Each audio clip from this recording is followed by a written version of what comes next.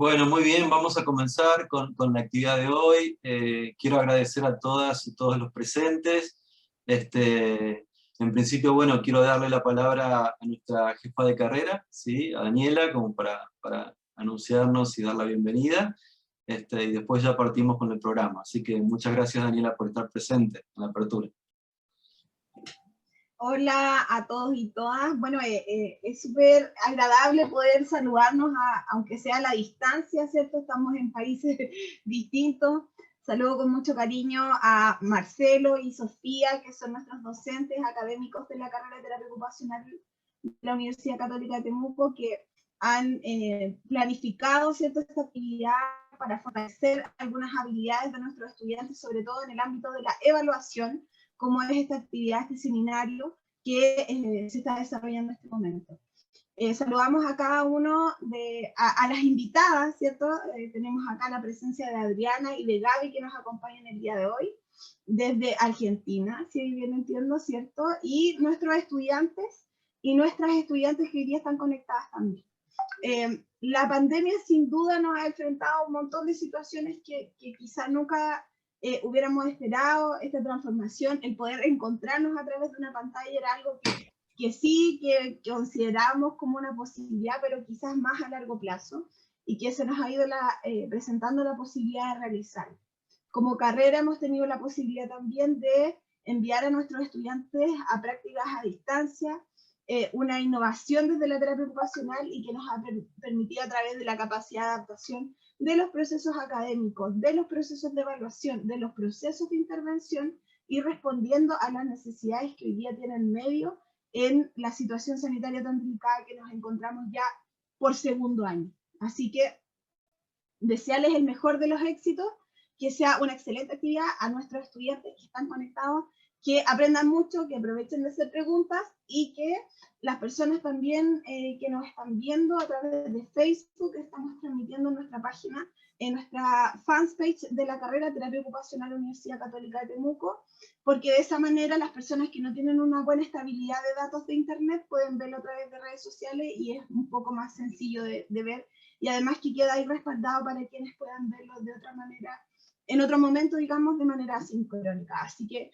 un cariñoso saludo, muchas gracias a los organizadores, muchas gracias a las invitadas y que tengan una excelente jornada. Bueno, muchas gracias, Daniela. Quiero decir que este espacio se enmarca dentro de un programa que es un programa de actualización, de razonamiento clínico y profesional, y en ese sentido es una de las estrategias, este espacio que son un conjunto de seminarios que tenemos pensados durante todo este semestre y próximamente el otro semestre, y la idea es poder trabajar conjuntamente, primero desde la identificación de necesidades de formación que van surgiendo en cada uno de los talleres que estamos trabajando, y la verdad que la participación activa que han tenido los estudiantes que están participando ha permitido el levantamiento de estas necesidades de formación, entre ellas los recursos vinculados con la evaluación. Así que en ese sentido hemos construido junto con Daniela este primer seminario dentro de un ciclo de seminarios que tiene que ver con responder a una necesidad tanto de los estudiantes de quinto año como los de cuarto año, vinculado con diferentes herramientas de evaluación, ¿sí? En primer lugar nos va a acompañar la licenciada Adriana García. Adriana es una querida amiga, colega de Buenos Aires, graduada en la Universidad de Mar del Plata. Es profesora de sordos, aparte de terapeuta ocupacional, fue su primera profesión. Está doctorándose próximamente en neurociencias, y está generando, también estudiando su maestría en psicología organizacional, así que, y por supuesto especializada en integración sensorial. El tema que va a abordar puntualmente Adriana tiene que ver con evaluaciones de habilidades de escritura y intervención en habilidades de escritura desde un enfoque de integración sensorial. Así que muchas gracias, Adriana. No sé si querés comentar algo más en relación a tu presentación, y ya podés avanzar con la presentación. Abrimos también a preguntas, ¿sí? Al final de la presentación de Adriana, la idea es que puedan hacer preguntas. ¿Estamos? Así que, Adriana, muchas gracias y bienvenida. ¿Estás muteada, Adriana? Ahí Eso, está. el audio. Ahí sí. Muchísimas gracias por la oportunidad. La verdad que es un placer para mí y saben que soy una apasionada de lo que es terapia ocupacional y sobre todo en pediatría. Para mí es un desafío esto de hablar en un país hermano que tiene tantos exponentes en el área de pediatría y sobre todo de integración sensorial, como es nuestra querida Erna, que ya es casi como nuestra también, Enrique, Geni y bueno, tanta gente de la corporación chilena que son excelentes colegas. Bueno, arranco nomás con la presentación, si les parece. Todo suyo el espacio, Adriana. Bien. Marcelo me había propuesto justamente hablar de alguna evaluación y me parecía que hay dos grandes áreas que a mí me interesan dentro de pediatría. Una tiene que ver con escritura y la otra con alimentación. Sé que en Chile están bastante desarrollados en lo que tiene que ver con la intervención de terapia ocupacional dentro de la escuela, mucho más desarrollados que en nuestro país. Pero bueno, como terapista y además profesora de educación especial de sordos, a mí me interesa muchísimo todo lo que tiene que ver con el aprendizaje académico y particularmente con la escritura. Una de las grandes preguntas en nuestro país, por la cantidad y la diversidad que hay de profesionales que se dedican a escritura, entre ellos psicopedagogos, orientadores educacionales, etc., es por qué escritura también es un área de interés para los terapistas ocupacionales y qué diferencia habría entre enviar un niño a tratamiento de terapia ocupacional y enviarlo, si no, a uno de psicopedagogía, por ejemplo. ¿Cuál es nuestro interés? En realidad nuestro interés, el principal, es justamente todo lo que tiene que ver con las ocupaciones que son significativas para todos los humanos, ¿verdad?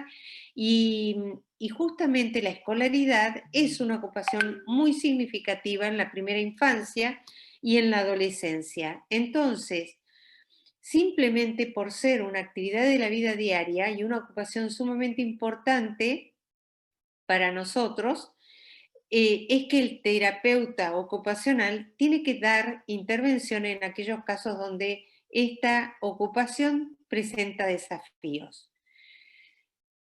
¿Qué factores incide para que un niño no pueda adaptarse a la vida escolar? Y no solamente un niño, sino también un adolescente y un adulto también cuando está estudiando. Puede haber problemas que son inherentes al niño mismo, puede haber problemas en el estilo del docente, puede haber problemas en el ambiente físico y puede haber cierta dificultad en la comunicación o interacción con pares. ¿Dónde puede intervenir entonces el terapeuta ocupacional? Justamente su intervención tiene que estar orientada no solamente a plantear una remediación o un plan en el niño, sino que tiene que tener en cuenta a ese docente que está en ese momento con el niño, al ambiente físico donde ese niño está interactuando y también a los padres que acompañan al niño dentro del aula.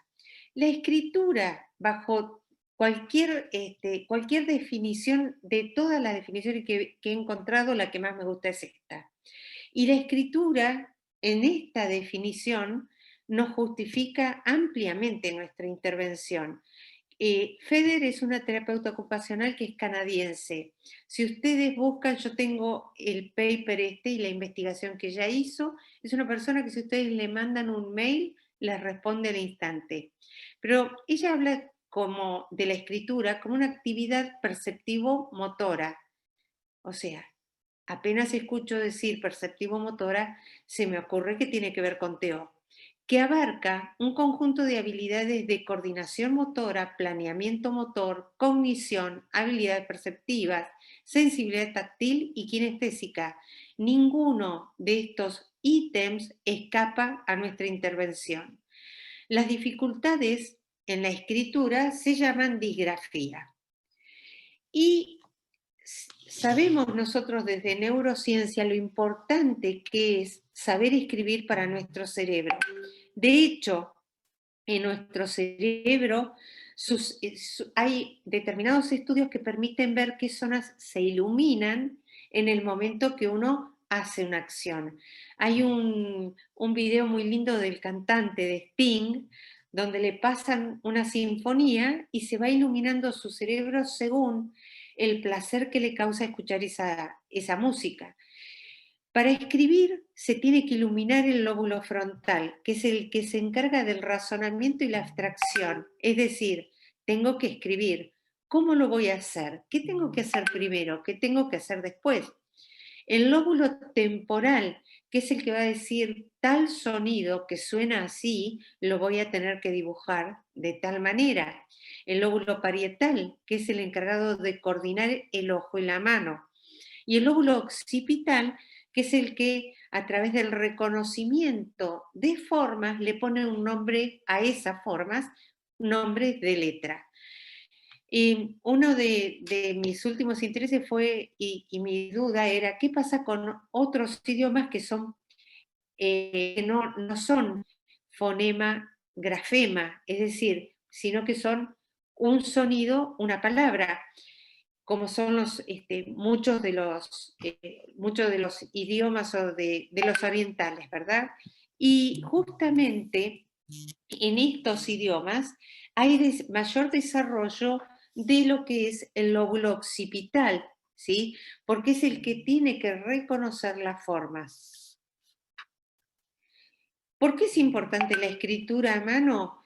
Porque justamente la escritura a mano, si hay algo que afecta, es la autoestima de la persona que no la maneja, ¿sí? Entonces, el hecho de tener dominio sobre la escritura es lo que permite, discúlpeme que tuve que sacar el WhatsApp porque me desconcentra, ahí está. Siguen viendo el PowerPoint, ¿verdad? Sí. Sí, Bien. se ve. Bien. Justamente... Eso, sí. Eso. Ahí está. Para la autoestima, el hecho de saber o no saber escribir marca una diferencia muy importante en lo que tiene que ver en la vida, en las competencias, ¿sí? Los niños se pasan, este es un cálculo hecho en base a una investigación que hice aquí con un grupo de estudiantes.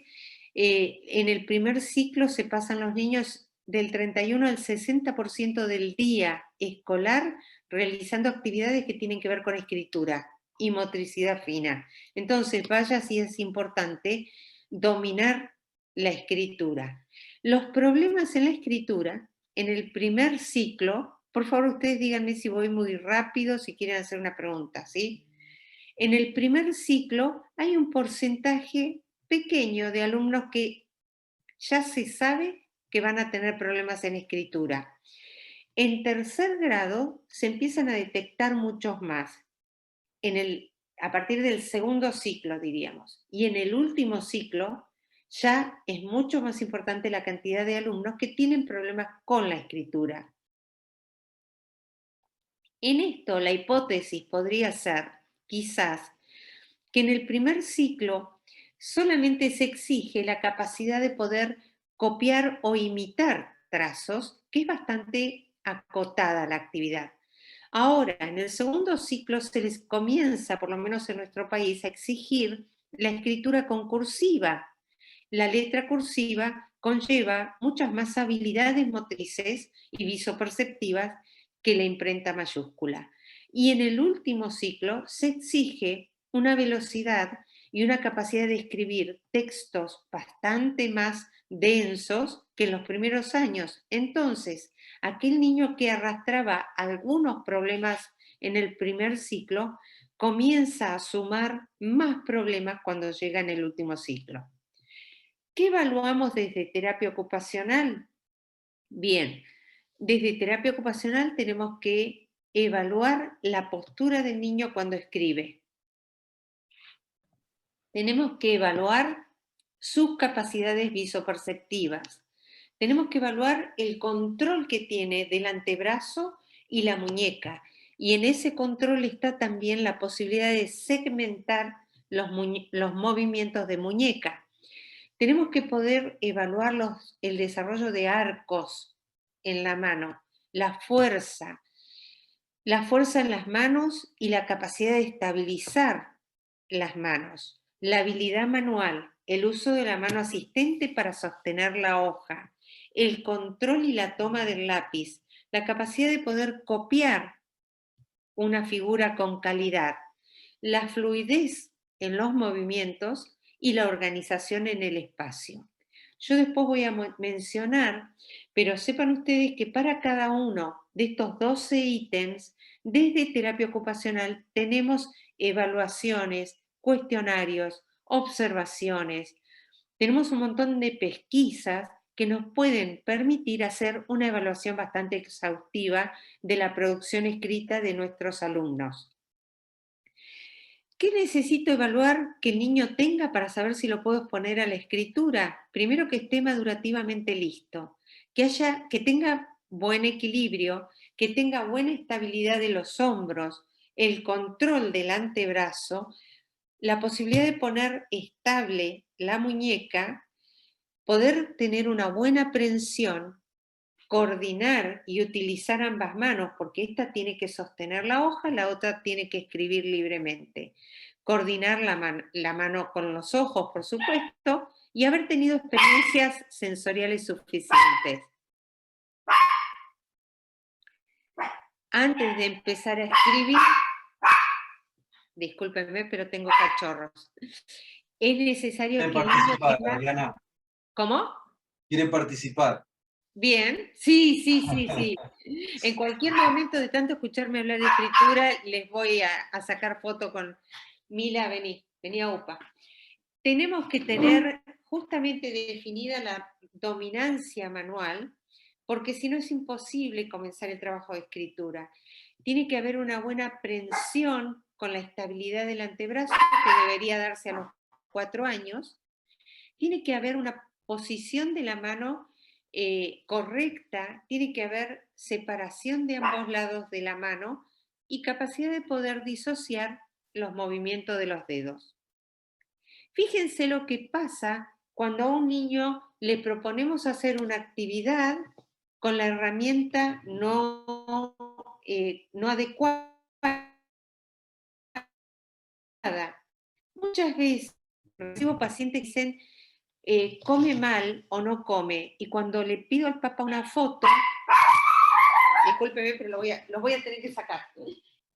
Mira. Las situaciones habituales del teletrabajo. Es parte de... Esta es la vida real. Acá la tengo a Mila. Bienvenida, Mila. Fíjense, les pido fotos y me muestran fotos de niñitos sentados en sillas de adulto con la mesa a esta altura. Yo le digo a los padres, prueben ustedes comer con la mesa a esta altura. Fíjense lo que ocurre con el brazo cuando tiene que llevar la comida a la boca. Fíjense con la extensión de cuello que tiene que hacer el niño para poder llevarse el alimento a la boca. ¿Y qué pasa si ustedes quieren meterse una cuchara en la boca con una extensión de cuello exagerada? Es imposible. Fíjense lo que ocurre con una guitarra. También hay muchos niños que presentan dificultades para control de esfínteres y sobre todo en evacuación. Y cuando les pido fotos, me traen fotos como esta, con los piecitos colgando. Entonces yo le digo a los papás, prueben ustedes sentarse en el inodoro con los pies sin apoyo y hacer fuerza abdominal y van a ver lo difícil que es. Entonces, es sumamente importante que si yo quiero que el niño escriba, el lápiz tenga el tamaño acorde para los dedos de ese niño.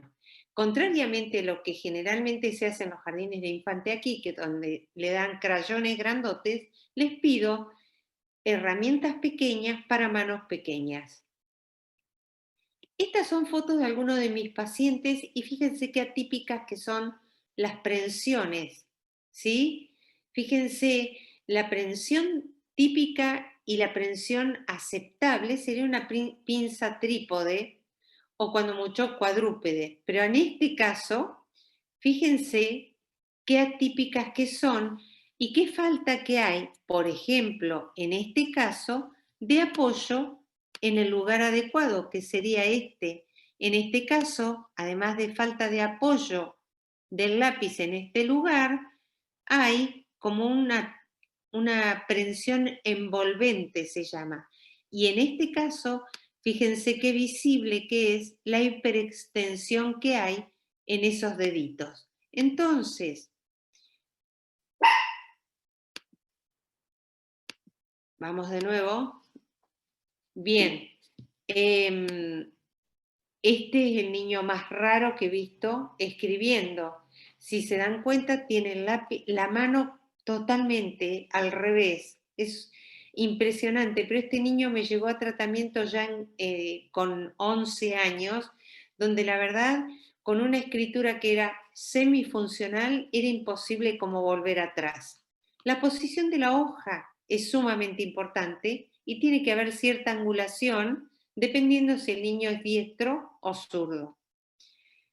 En cuanto a la percepción visual, que yo les mencionaba que es sumamente importante para evaluar, sabemos que es un proceso que implica la capacidad de recibir e interpretar lo que estamos viendo. Ahora, ¿se trata solamente de captar con nuestro ojo la capacidad de la percepción? Pues no.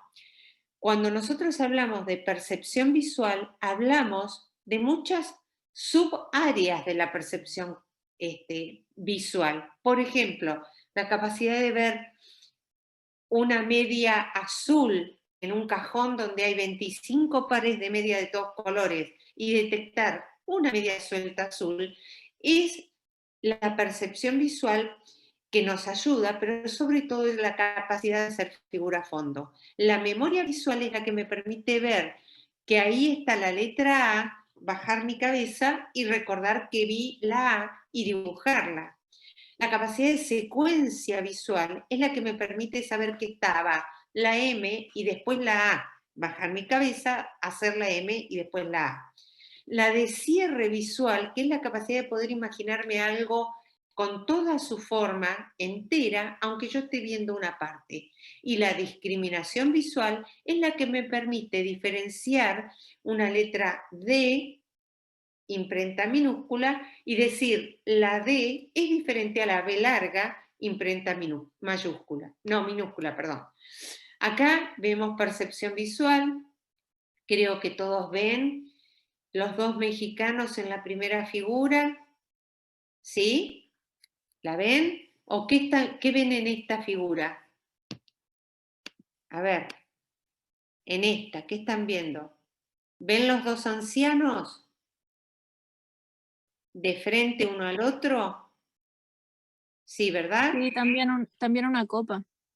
También una copa, los dos mexicanos, ven el perro aquí, ¿verdad?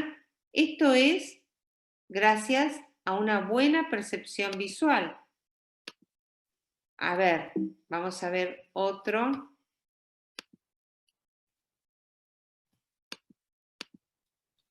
También hay una señora atrás. ¿Cómo? En la foto anterior también hay una mujer atrás como pasando por una puerta. Ah, también. Aquí la posibilidad de cierre que tiene nuestra vista nos hace ver ciertas letras, nos hace ver las manzanas como próximas por grupo, un perro cuando en realidad hay solamente manchas. Estas posibilidades de cierre nos hacen entender que esa lengua se ve en dos partes, pero es una lengua entera. ¿Y con qué test evaluamos la percepción visual? Justamente la evaluamos con el test que se llama test BMI, Visual Motor Integration. Yo uso la 6ª edición y bueno, es un test bastante amable, bastante fácil de usar, que sinceramente yo creo que leyendo el manual es muy fácil de saber aplicar. Y lo que permite es evaluar la percepción visual de los niños desde los dos a los 99 años. Este test consta, perdón, voy a volver atrás, consta de 3 subtests. Uno que sirve para evaluar la coordinación visomotora, otro que es para ver solamente la parte visual, perceptivo-visual, y otro que es para evaluar solamente la parte motora. Entonces, sí o sí hay que tomar el test BMI, o sea, el de coordinación visomotora. Ese no puede faltar, pero sí pueden faltar los otros 2 subtests. Por sí solo, el test de coordinación motora y el de percepción visual me arrojan datos bastante incompletos, por eso es necesario el otro. De hecho, hay muchos niños que fallan en la parte motora, pero en la de coordinación visomotora el rendimiento es bastante bueno, porque la falla que tienen a nivel motor se ve compensado con una buena percepción visual. Hay otro test que es este, que también lo uso, que es el test perceptivo visual. Tengo el 4, que me permite evaluar solamente la percepción visual sin intervención de la parte motora. Y es importante tener en cuenta que hay que tener una buena capacidad de atención para poder escribir bien. Y vamos a hacer un minutito de, un minutito de como de relax, así para no marearlos. Y quiero que miremos juntos este video, donde se ve la atención. Ustedes tienen que contar la gente de remera blanca que agarra la pelota. O sea, ¿cuántas personas de remera blanca agarran la pelota?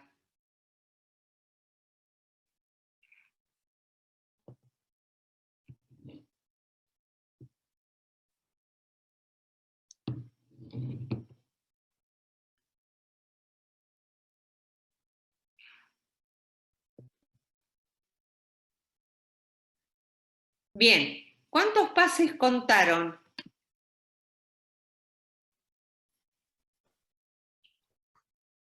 Yo conté 13. Bien, ¿alguien contó otra cosa? 13 dicen en el chat, 15 dicen en el chat también, 12 Bien, dicen también. bien. ¿Alguien vio algo diferente o algo raro que le haya llamado la atención? Dicen 13 y un gorila en el chat. ¿Todos vieron el gorila? Sí. ¿Sí? Es gente muy atenta, entonces. No, Yo yo no lo vi, la verdad. Juro que no lo vi, al gorila. Yo confieso, Yo no lo vi. lo tuve que ver 2 veces para ver que había un gorila en el video. No me di cuenta del gorila. Se ve que vamos a retrocederlo un chiquitín. Fíjense cómo ingresa el gorila.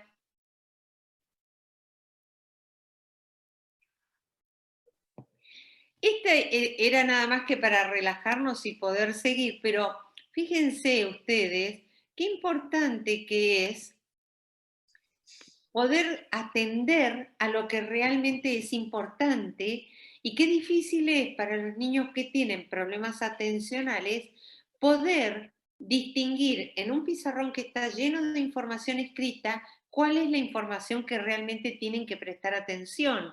Si el maestro no es ordenado y prolijo y llena el pizarrón de información escrita, esto es bastante importante, es bastante difícil. Por otro lado, los niños en pandemia han aprendido a escribir con pocas posibilidades de aprender el trazo de las letras y están aprendiendo a través de una pantalla, por lo menos en muchos colegios aquí en Argentina, los que tienen más suerte, tienen buena conectividad y tienen una computadora, están viendo un modelo de letra, pero que se les presenta con la letra terminada y no una letra que se enseña paso a paso cómo dibujar. Entonces, yo calculo que en un par de años vamos a recibir muchos niños que van a tener problemas terribles en lo que tiene que ver con escritura. Por ejemplo, niños que tengo y estoy recibiendo, me dibujan la letra A, imprenta mayúscula, así.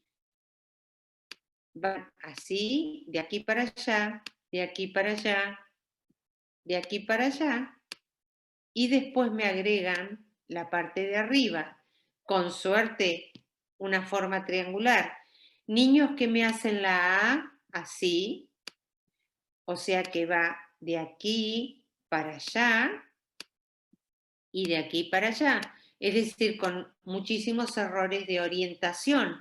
Cuando si yo se la enseño y siguiendo el método Olsen, que es el programa de escritura que nosotros usamos en el consultorio, yo les marco un punto ahí, tienen su rengloncito así, esto en el consultorio, ¿verdad?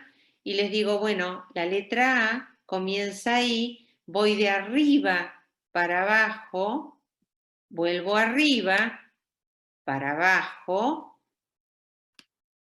cruzo.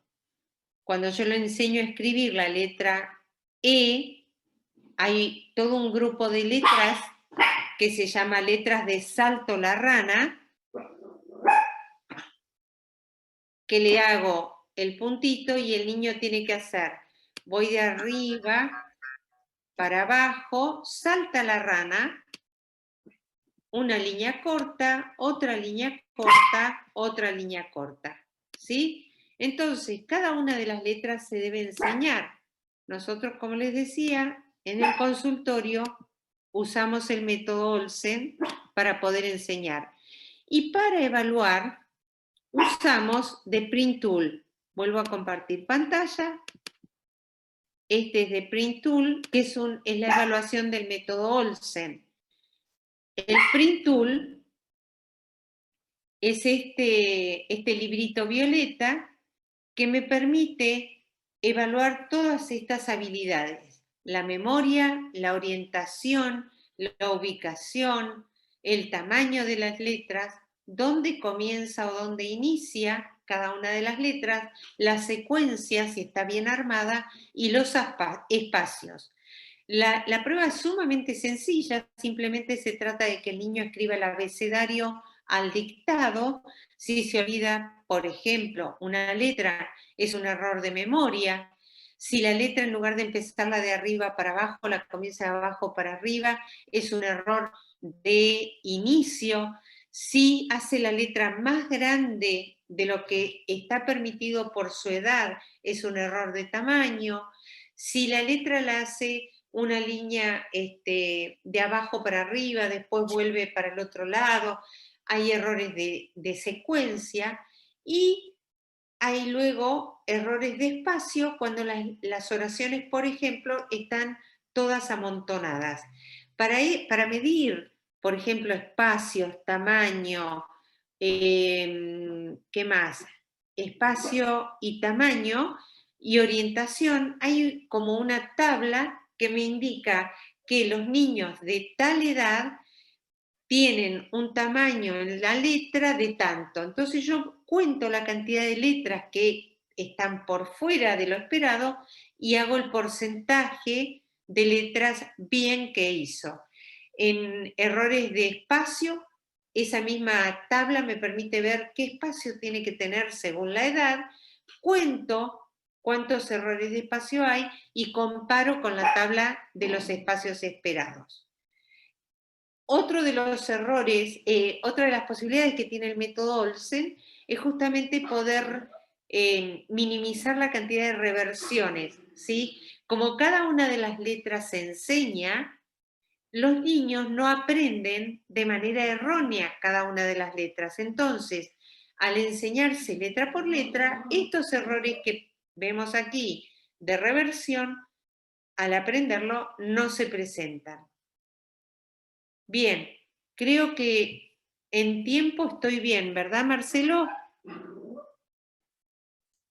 Sí, Adriana, ya estamos casi por cumplir el tiempo. Bien, Yo dejé unos minutos para leer las preguntas que hicieron en el chat. ¿Quieren que conteste ahora? ¿Quieren que conteste después? Me parece que podemos arrancar con las preguntas, Adriana, ¿sí? Bien, bien. Tenemos unos 15 minutos para preguntar y la idea es, como estamos en este espacio, que es un espacio que fomenta el aprendizaje reflexivo, analítico, para promover el razonamiento clínico y razonamiento profesional, así que esperamos, tanto la profe Sofía como yo, que puedan realizar preguntas, ¿sí? En función de lo expuesto por la profesora Adriana García. Así que bueno, bienvenidas las preguntas, las consultas, las reflexiones en relación a lo que viene exponiendo Adriana.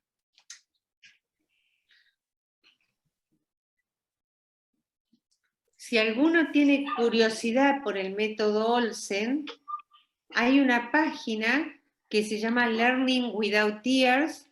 Voy a dejar de compartir y voy a abrir la página, así todos tienen posibilidades de incursionar en esa página. A ver, espérenme.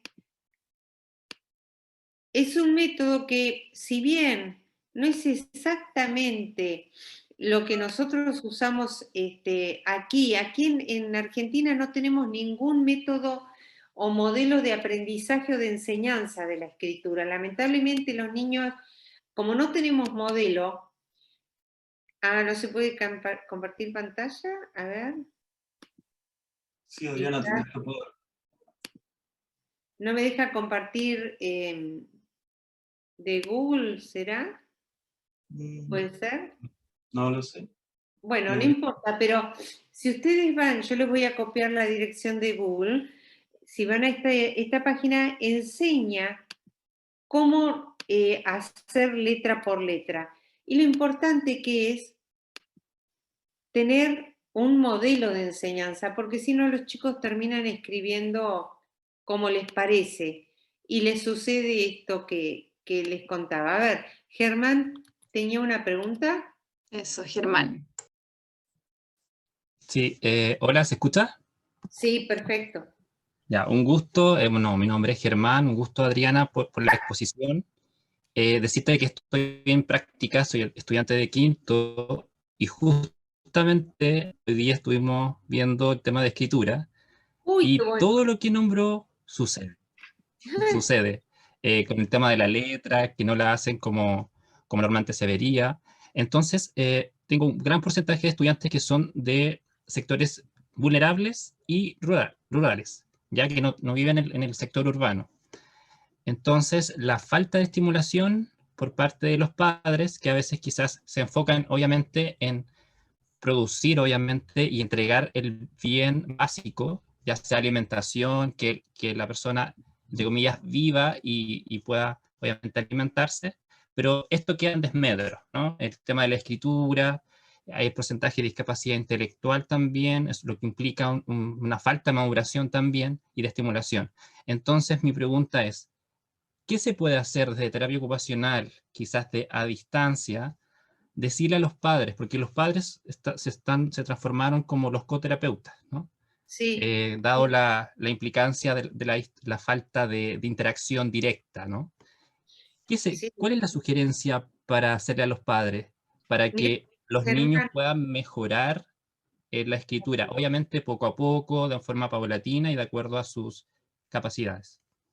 Germán, ¿es tan mala la exposición tardía a la escritura como la exposición temprana?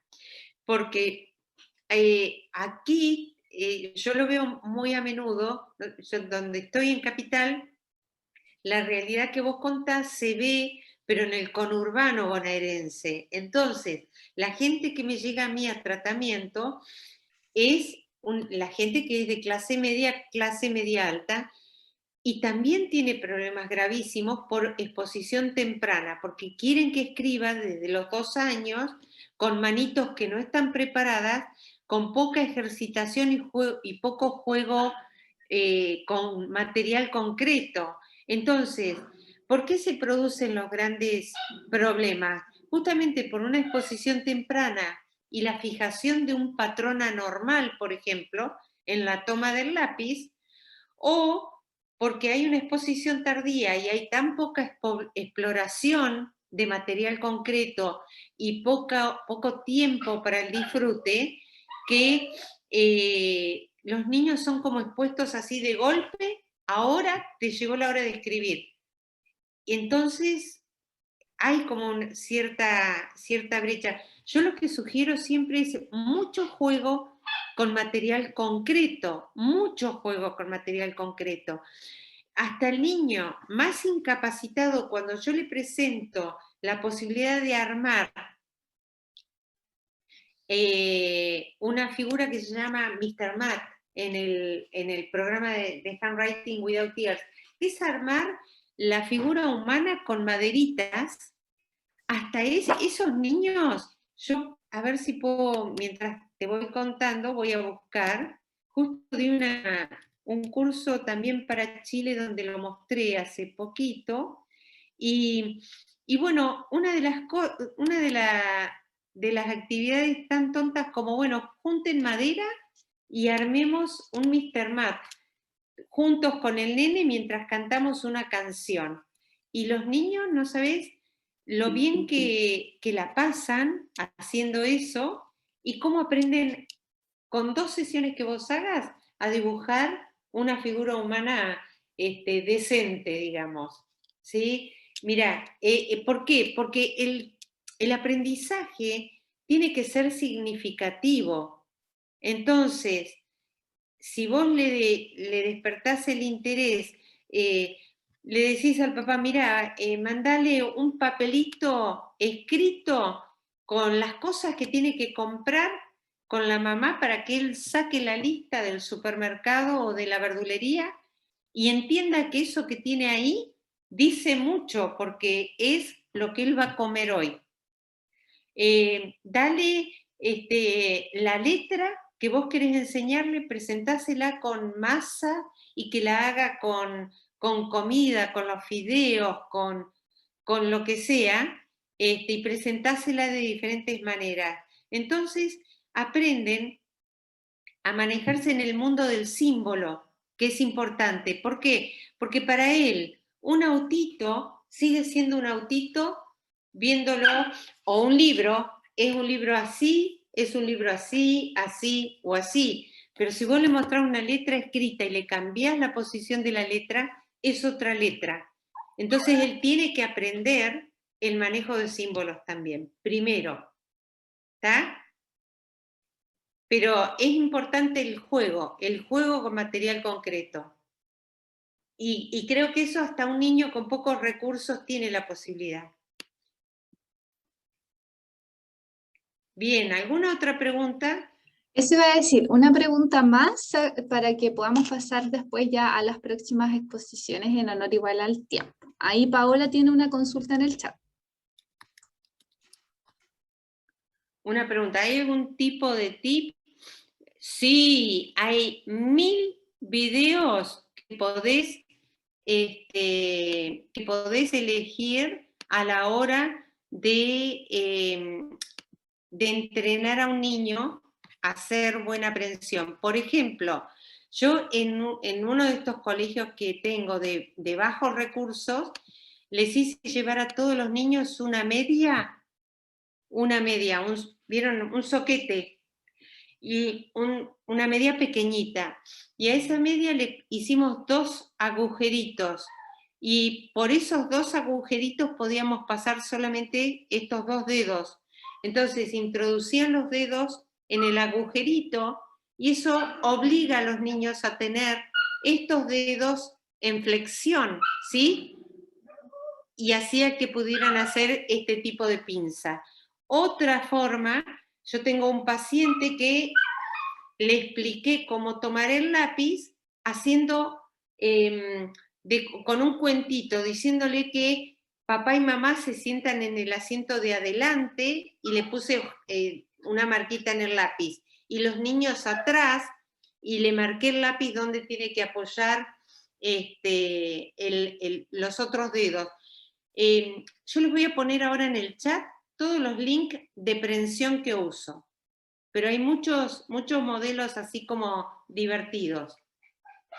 No quiero quitarle tiempo a los que siguen. Bueno, muchísimas gracias, Adriana.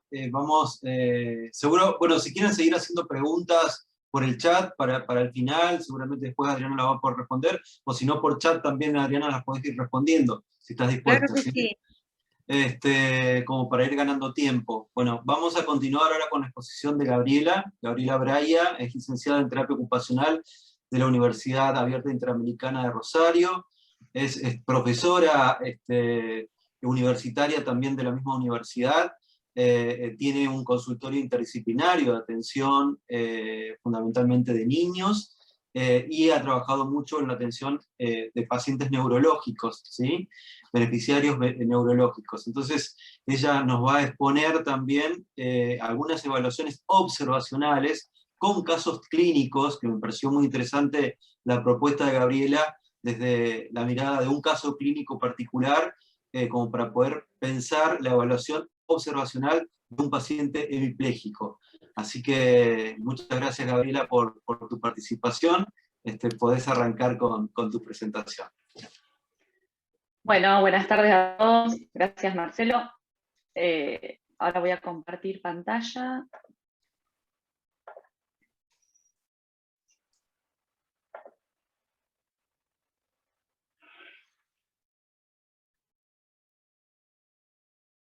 Bien.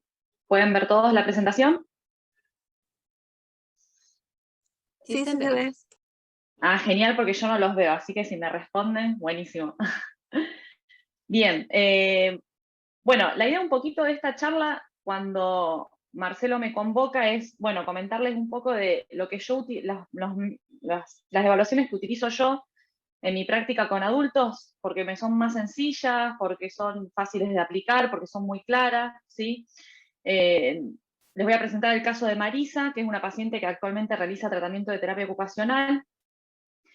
Vamos a hablar un poquito del proceso de evaluación, desde que el paciente ingresa al departamento de TO, algunas evaluaciones estandarizadas que les voy a nombrar como para que tengan en cuenta, y después vamos a observar a Marisa. Yo filmé unos videos con una evaluación en particular que quería que tengan en cuenta, que es mucho más gráfico, bueno, verlo a través de un video. ¿Cuándo derivamos a TO?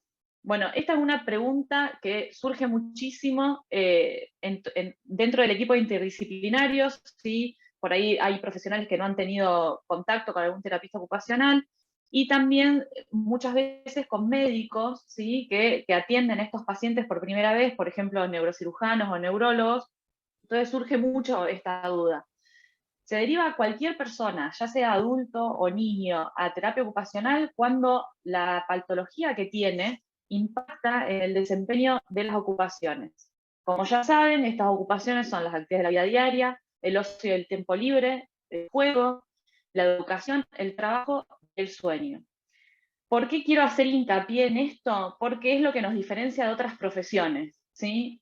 Como decía Adriana, que muchas veces la escritura se mezcla con psicopedagogía, con orientación escolar, con psicomotricidad. Bueno, muchas veces se deriva a TO sin que haya un déficit real en las ocupaciones.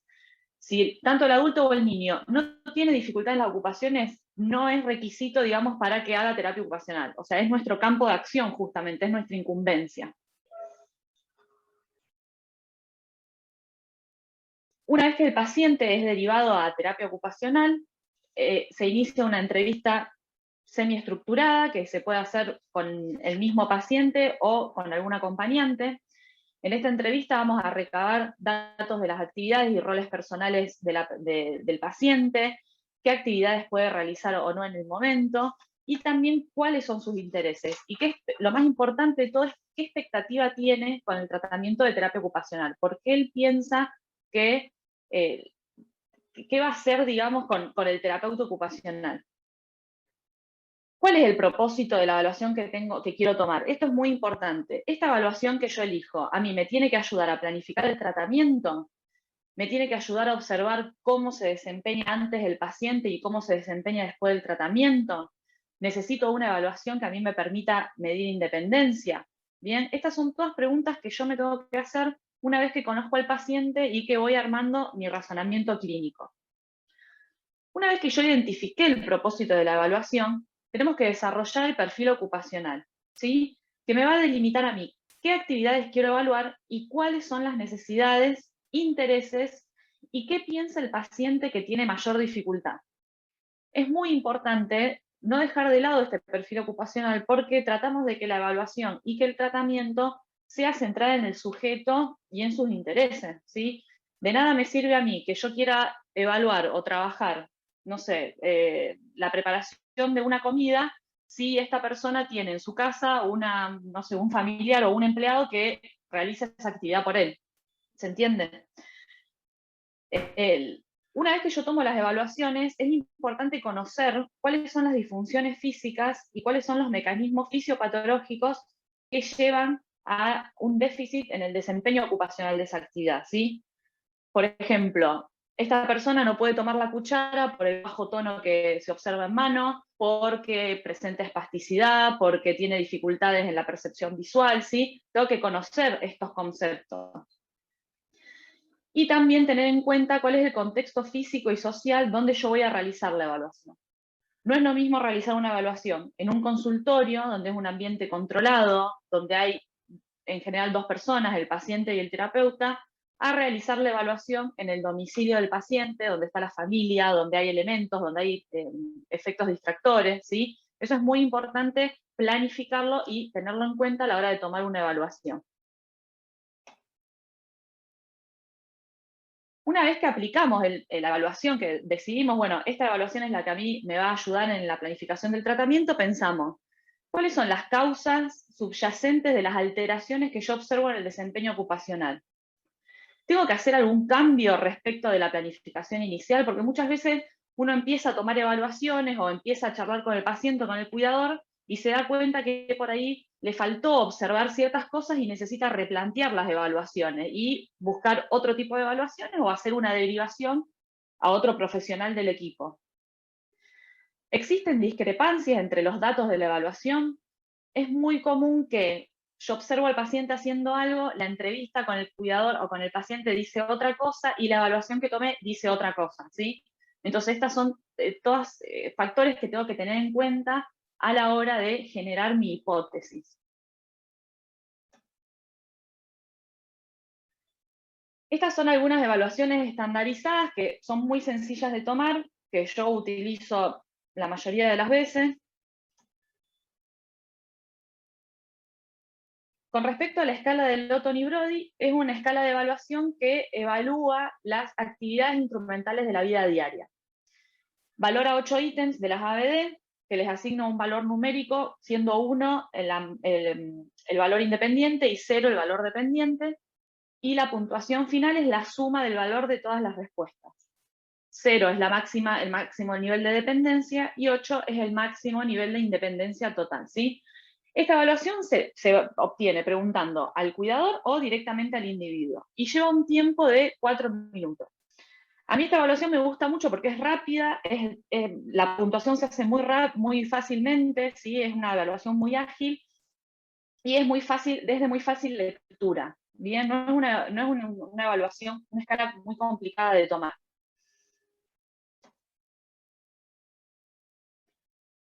Con respecto a la escala de medida de independencia funcional, o más conocida como FIN, esta escala es un indicador de discapacidad, se mide en términos de qué tan asistida es la persona discapacitada, incluye 18 actividades de la vida diaria, que son medidas en una escala de 7 niveles. El primer nivel es dependencia completa, y el nivel 7 es completa dependencia, independencia total, perdón. Esta escala es más global, ¿sí? Fíjense que habla de cuidado propio, de control de esfínteres, de locomoción, de comunicación. Yo esta escala principalmente la uso para las obras sociales, que por ahí no se toman el tiempo de leer muchos informes o prefieren escalas más rápidas. Para la Junta Evaluadora de Discapacidad, que acá en Argentina, para que las personas obtengan un certificado de discapacidad que los habilite a las prestaciones de discapacidad, bueno, son evaluados por una junta que decide si esa persona tiene el derecho a adquirir este certificado o no. Bueno, muchas veces mando esta tabla para decir, bueno, este paciente tiene un nivel de dependencia completa, requiere del certificado de discapacidad, requiere del tratamiento de terapia ocupacional, ¿sí? Fíjense que es una escala también muy sencilla de aplicar y bien cortita.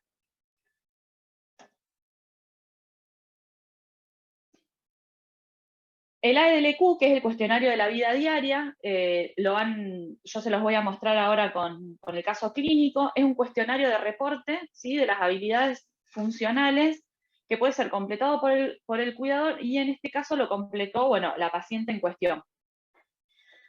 Tiene un amplio rango de actividades, permite seguir la evolución del paciente, que va desde la actividad más compleja, por ejemplo el trabajo o el manejo de dinero, hasta un nivel funcional de una actividad básica como es la alimentación. Se evalúa el funcionamiento en 6 dominios, siendo autocuidado, cuidado del hogar, trabajo y recreación, compras y manejo del dinero, viajes y comunicación, y a mayor puntaje, mayor dependencia. Este cuestionario es más completo, ¿sí? Son por lo menos 4 páginas, y lo que tiene de bueno es que al evaluar evolución, muchas veces yo, por ejemplo, con Marisa lo tomé al inicio del tratamiento y después lo tomé durante este año, y ella pudo ver todo lo que había mejorado, ¿sí? Que muchas veces en las personas adultas como que se pierde un poco esta noción de mejoría.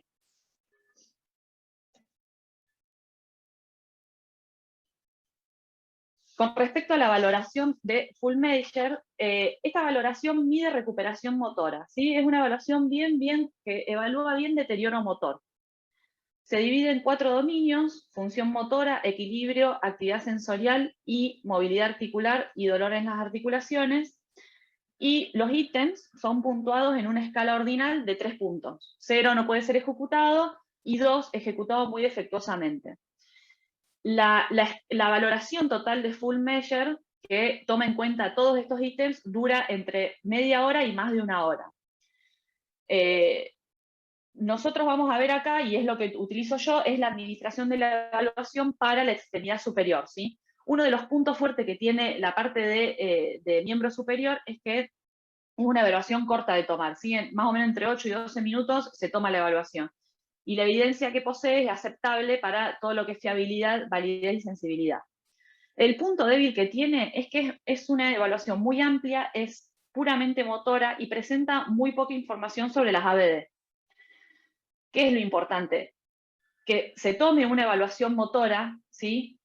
Porque nos da información más detallada de cada componente motor, que se tome alguna escala o cuestionario de ABD, ¿sí? Porque es justamente lo que lo que nos implica como terapistas ocupacionales, y la observación clínica, ¿sí? Observar al paciente realizando la actividad de la vida diaria que yo quiero evaluar y que quiero mejorar, ¿bien? Eso serían como los 3 grandes puntos a tener en cuenta a la hora de plantear un tratamiento. Bueno, ella es Marisa. Marisa tiene una personalidad muy particular, es muy extrovertida. Es paciente mía desde el 2015, hace tratamiento de terapia ocupacional, de kinesiología y hace psicología.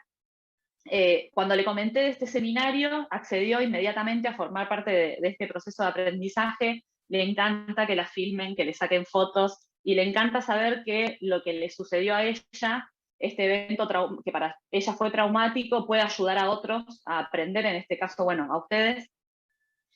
Y cuando yo le comento este seminario, le pedí que me firme un consentimiento informado, ¿sí? Donde a mí me permite exponer y divulgar con fines académicos datos del caso e imágenes audiovisuales, ¿bien?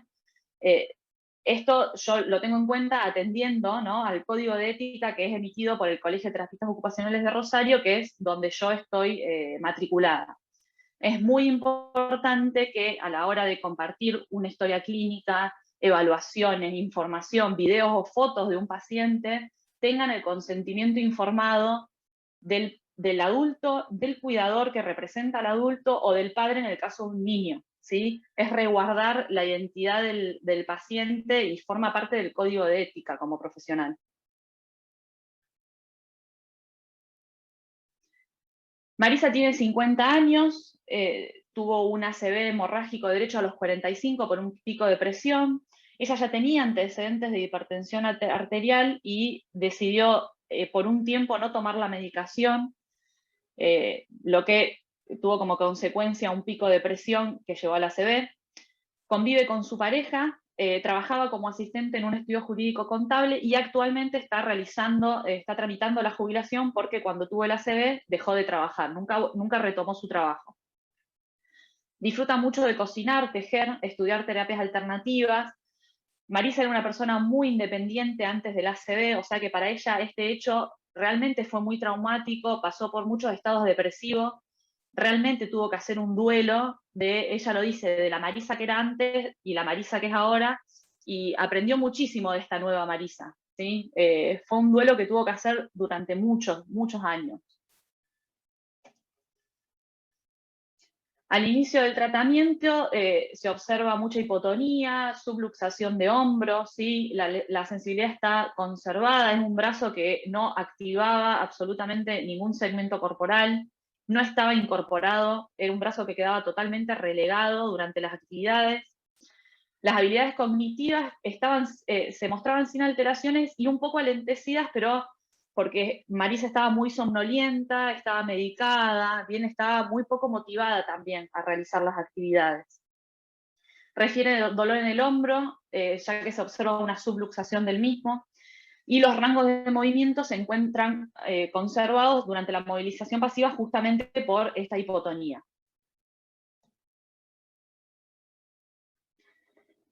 En marzo del 2015 yo inicié tratamiento con ella en febrero y en marzo apliqué el cuestionario que les comentaba anteriormente. Recuerden que era a mayor puntaje, mayor nivel de dependencia, y fíjense que la mayoría de las actividades están muy cerca del puntaje máximo.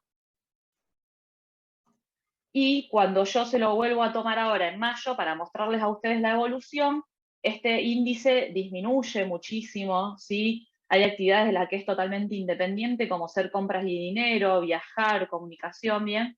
Y en las actividades de autocuidado y de cuidado y manejo del hogar todavía tiene cierta dependencia, pero se han realizado adaptaciones y Marisa funciona totalmente casi sin ninguna ayuda en todo lo que es el hogar y las actividades de autocuidado.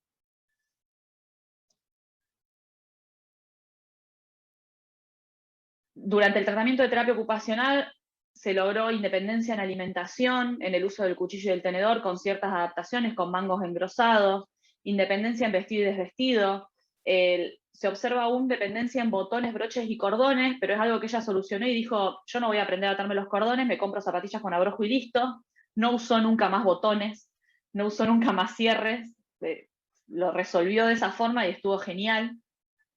Se reincorporó a las actividades de la cocina, para ella era muy importante volver a cocinarle a su pareja, a ella, volver a comer saludable, ¿sí? No tener que depender de otra persona para cocinar, y se comenzaron a generar salidas recreativas y sociales, tanto con su pareja como con amigos. Bien, vamos a ver un poquito la evaluación de Full Measure. Yo siempre cuando tomo una evaluación donde el paciente tiene que realizar ciertos movimientos, yo primero le explico, le anticipo al paciente de qué es la evaluación, cómo va a consistir, qué es lo que tiene que hacer ella y cuánto tiempo va a durar. Porque muchas veces lo que sucede es que estas evaluaciones como que generan cierta ansiedad de decir, uy, me va a evaluar, tengo que hacer todo bien, me va a dar todo mal, ¿sí? Entonces por ahí explicando un poco de qué trata la evaluación, se calman las ansiedades y el paciente está mucho más relajado. Obviamente, si el paciente cursa un periodo depresivo, se pone muy ansioso, está muy nervioso, o realmente se siente incómodo, la evaluación se corta y se continúa tomando en otro momento, en otra sesión, en otra circunstancia. Bien, ¿vamos bien? Espero que sí. Con respecto a la extremidad superior, en posición sedente, ¿sí? Vamos a observar los movimientos voluntarios dentro de sinergias. En este caso vamos a observar tanto sinergia flexora como extensora. La sinergia flexora vamos a observar la mano, que va desde la rodilla contralateral hasta el oído ipsilateral, ¿sí? Vamos a observar aducción de hombro, rotación interna, extensión de codo y pronación de antebrazo en lo que es la sinergia extensora. Y en lo que es la sinergia flexora vamos a observar abducción de hombro con rotación externa, flexión del codo y supinación de antebrazo. ¿Sí? Vamos a observar si el hombro está en retracción, en elevación, en abducción, bien, si el codo se encuentra en flexión o no, y vamos a realizar la puntuación correspondiente. Con respecto al apartado movimiento voluntario, mezclando sinergias, sin compensación, vamos a observar cómo llega la mano hasta la columna lumbar, ¿sí? La mano afectada se encuentra en el regazo y le pedimos que vaya hasta la columna lumbar. Vamos a observar si la mano completa todo el movimiento, si llega hasta la espina ilíaca anterosuperior y ahí se frena, o si completa todo el movimiento hasta la columna lumbar.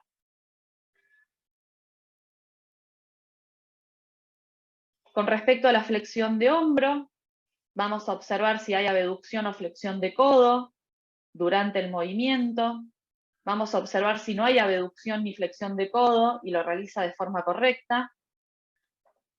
Y en relación a la pronosupinación, vamos a colocar el brazo en la posición de inicio de una flexión, el codo, perdón, a 90 grados, y vamos a pedirle que realice la pronosupinación.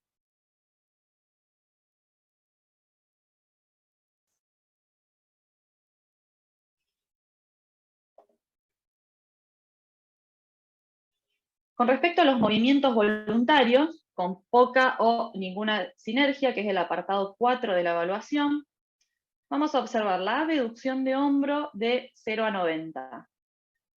Vamos a observar si hubo supinación o no, si el codo se flexionó, y si mantiene la extensión y pronación del antebrazo. Vamos a observar la flexión de hombro de 90 a 180 grados, sin compensaciones. Bien, no debe haber abducción de hombro y no debe haber flexión de codo. Y la pronosupinación con hombro en flexión y codo a 0 grados. Vemos si completa el rango y si mantiene la posición de inicio.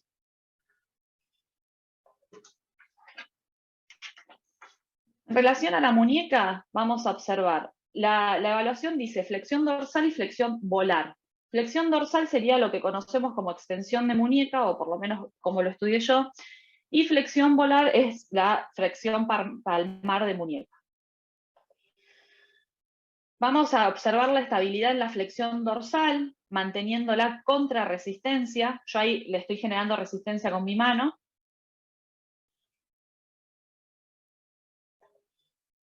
Y en relación a flexo-extensión de muñeca, vamos a observarla con el codo a 90 y el hombro a 0. Vamos a observar si el rango de movimiento es activo, si es completo y si es fluido.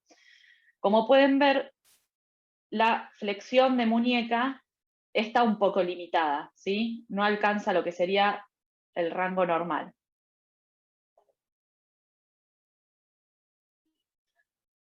Ahora vamos a colocar el codo a 0 grados, ¿sí? Con el antebrazo pronado, y vamos a observar lo mismo. Flexión dorsal con resistencia y flexo extensión de muñeca.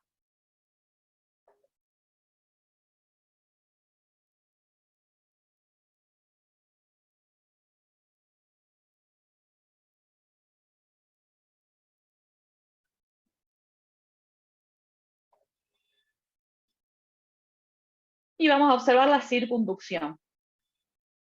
Vamos a ver si hay movimientos bruscos o incompletos, o si por lo contrario el movimiento de circunducción es completa y suave. En este caso la evaluación lo que pide es que el hombro esté a 0 grados. Yo le di apoyo a la muñeca porque Marisa siente mucha fatiga en el miembro, entonces me pidió apoyarlo porque ya estaba un poco cansada. Con respecto al apartado de mano, que es evidente que es donde Marisa tiene mayor dificultades actualmente, vamos a evaluar el agarre de gancho. Fíjense que ni siquiera asume la posición de inicio, Bien, ella se tiene que acomodar los dedos, hay mucha dificultad para la apertura de los mismos, para la extensión de la mano. La resistencia no es un problema, ¿sí? Porque ella suele aumentar el tono en la mano cuando toma un objeto pesado, por eso se le dificulta también soltar los objetos, ¿sí? Hay un hipertono en todo lo que son los flexores de la mano. Y no hay una suelta voluntaria del objeto. Con respecto a la aducción del pulgar con resistencia, bien, ella tiene una buena aducción del pulgar y abducción y tiene fuerza, ¿sí? Por esta hipertonía que yo les hablo en los flexores. Se observa mayor dificultad en lo que es la extensión, ¿sí? Y en lo que es la abducción del pulgar. Fíjense también por ahí cómo se ve como esta mano, esta muñeca como si no tuviera articulaciones, ¿ven? No se observan tendones, ¿sí? Es como una mano más, no sé, como más empanada, como llamamos acá. No, la irrigación es diferente, los nudillos tienen un aspecto distinto a la mano sana, ¿sí?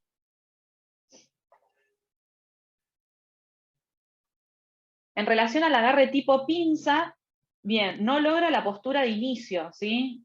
Yo la evalúo igual para que ella no se frustre, ¿sí? La filmo igualmente, pero fíjense que no hay arcos palmares, bien, no hay una oposición real del pulgar, del pulpejo del pulgar con el pulpejo del índice. Lo mismo sucede con el agarre cilíndrico, necesita ayuda para realizar la apertura de la mano. Fíjense, no sé si se llega a ver cómo las articulaciones están subluxadas, ¿sí? Por la fuerza que hace para extender, por el hipertono que hay también cuando extiende, ¿sí? No puede controlar la mano en lo que son los rangos medios, ¿bien? O va o a total extensión y se subluxa y queda fija como si fuera una fijación mecánica, ¿sí? O va a la completa flexión y no hay apertura voluntaria. Y acá observamos el agarre esférico. Fíjense la subluxación de las articulaciones, no hay arcos palmares, no hay oposición del pulgar, ¿sí? No hay eminencia tenar e hipotenar. El pulgar y el índice ni reaccionan. Toma el objeto con los 3 últimos dedos.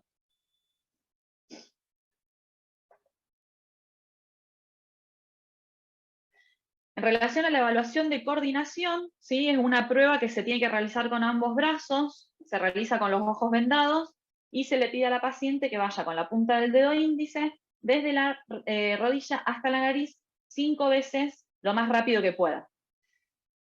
En este apartado vamos a observar si hay temblor, si hay dismetría, ¿sí? Si la mano en vez de ir a la nariz va a otro lado de la cara, y vamos a observar si la cantidad de tiempo en la que realiza las 5 repeticiones. Y con respecto a lo que es sensación, vamos a evaluar también con los ojos vendados y siempre comparando con el lado no afectado, el tacto suave, ¿sí? Que es, vamos a poner el inicio, el tacto suave yo la toco y le pido que me indique dónde la toqué, si en el brazo, en el antebrazo o en la palma de la mano, es un tacto suave.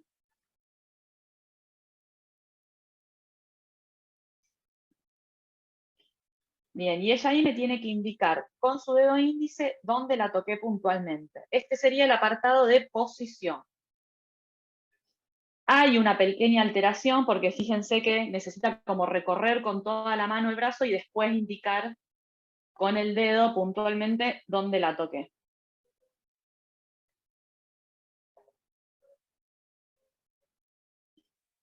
¿Cuál es la actividad significativa que se está trabajando en este momento? Es el tejido. Bien, Marisa era una persona que disfrutaba muchísimo del tejido, era una actividad que la vinculaba emocionalmente con su mamá porque la mamá le había enseñado a tejer desde chiquita. Ella se sentía muy empoderada cada vez que tejía porque tejía muy bien, era muy hábil durante esta actividad. La conectaba socialmente con otras personas porque realizaba muchos regalos con el tejido. y era una actividad que la desconectaba de las responsabilidades y del estrés de su vida cotidiana. Entonces ella siempre me dijo, yo quiero volver a tejer, quiero volver a tejer. Bueno, y hoy en día lo pudo lograr, ¿sí? Fíjense que, no sé si alguno teje, yo tuve que aprender a tejer con Marisa, porque en mi vida tejí y no podía analizar la actividad si no aprendía a tejer.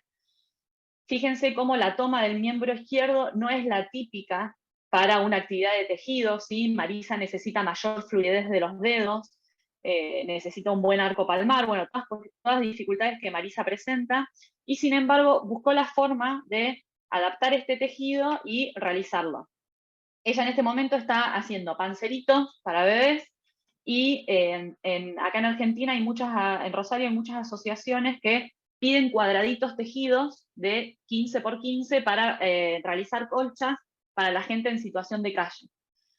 Entonces nada, es una actividad que ella la motiva muchísimo, compensa, fíjense cómo está inclinada para el lado izquierdo, compensa mucho porque se fatiga, entonces ella misma me cuenta que va tejiendo y se va cayendo para el costado, así que una de las intervenciones que se hizo fue que teja una línea de puntos y se incorpore, elongue y recupere la postura y vuelva a tejer. Bueno, muchas gracias. Muchas gracias, Gabriela. Bueno, como vienen observando, las dos exposiciones son muy diferentes. Esta era la idea de este seminario.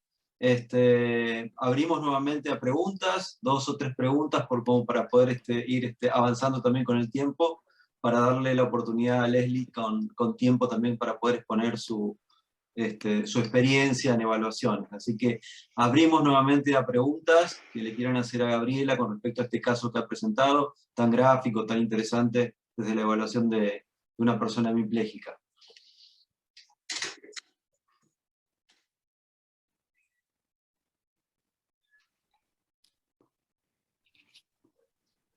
No hay ninguna duda. Bueno, fui muy clara entonces.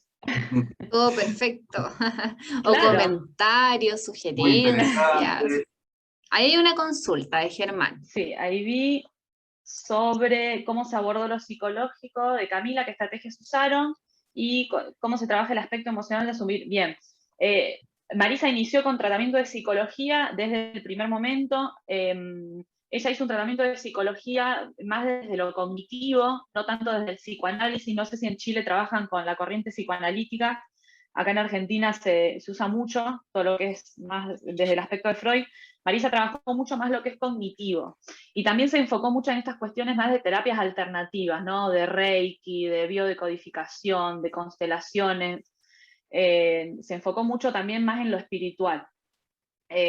Asiste a psicología una vez por semana, sesión individual, y realmente Marisa tuvo que hacer un duelo. O sea, Marisa tuvo el ACV.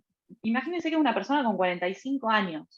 Marisa tuvo el ACV porque Marisa vivía a 1000 por hora. Marisa dormía 5 horas por día, trabajaba 12, no tenía tiempo para ver a su familia, no tenía tiempo para descansar, para disfrutar. Vivía en un nivel de estrés que, sumado al antecedente de hipertensión, no podía terminar de otra forma. Entonces ella habla de esta Marisa súper independiente, que puede con todo, que se lleva el mundo por delante, a esta nueva Marisa que la primera semana que tuvo la ACV estaba en pañales. Imagínense el shock emocional que fue de repente encontrarse postrada en una silla de ruedas con el marido limpiándola, ¿sí? Cómo le impacta como mujer, ¿no? Esta situación.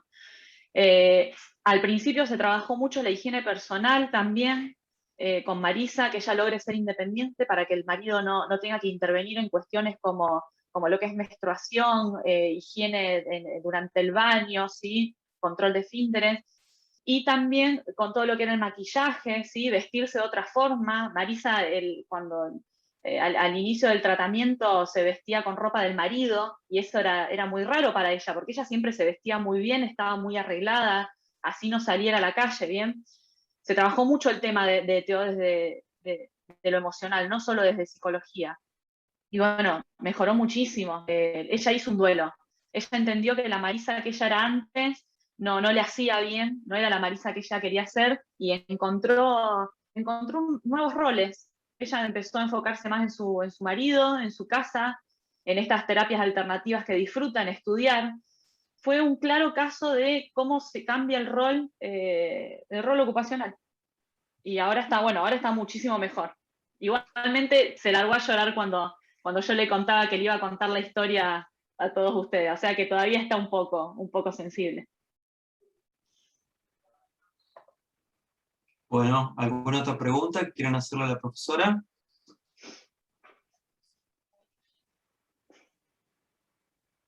Ahí aparecieron Evaluación otras.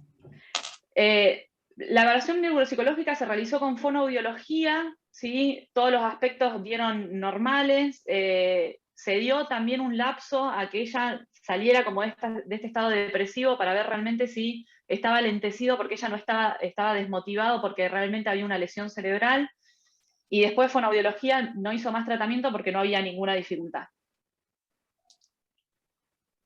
Bien. Una preguntita más que quieran hacer. A Gabriela.